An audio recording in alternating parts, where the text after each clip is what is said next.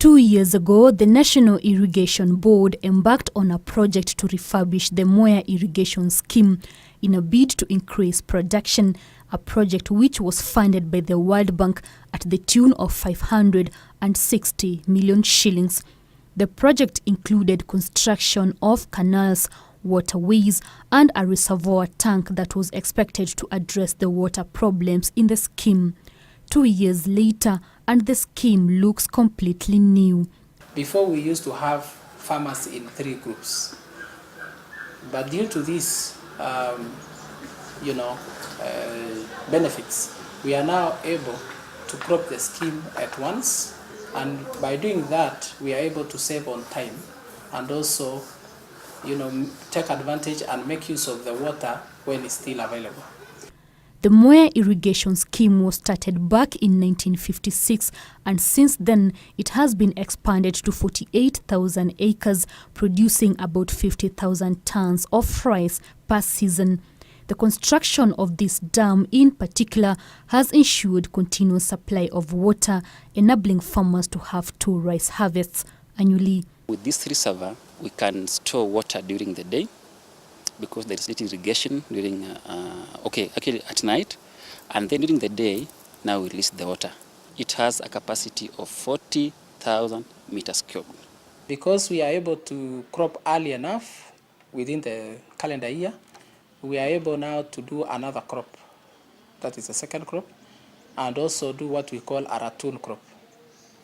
Whereby a ratoon crop is where we regenerate the original crop by adding some more water and putting in some fertilizer, and then it regenerates, and then we harvest again, which is very popular for the farmers.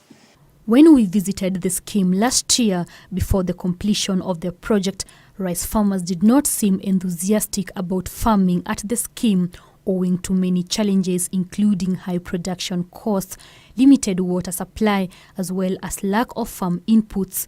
But today, the farmers have a different story to tell. Kulingana na hiyo miaka ingine iliyopita, tunaona mwaka huu ni kama mazao imeongezeka sana, juu NIB has provided us with enough water, because according to our main canal, it is lined, so we have a plenty of water. Rice farming, according to these farmers, is no rocket science.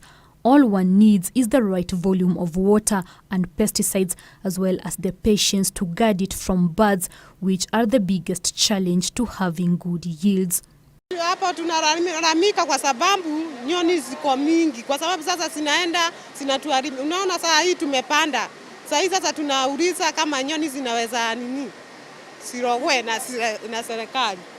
While the farmers are currently happy with the improved rice production, they still decry the high levels of rice importation, which they say has hugely affected their ability to get market for their produce. Sisi tunauzanga pia pishori, na hiyo ikikuta wanatuharibia market, na huko wanasema ni pure na sio pure.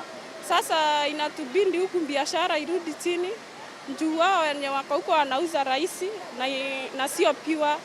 The second project on this scheme will involve construction of a dam at the River, which will be funded by the Japanese government.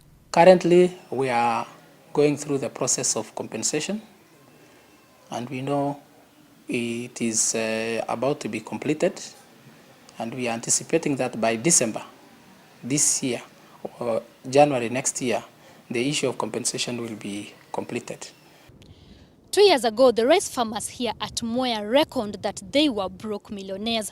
The water shortage and the importation of cheap rice did not make matters any better.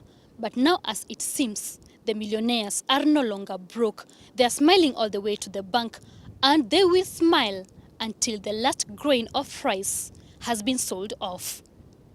Ruth Mutegi for Farm Talk in Mwea, Kirinyaga County.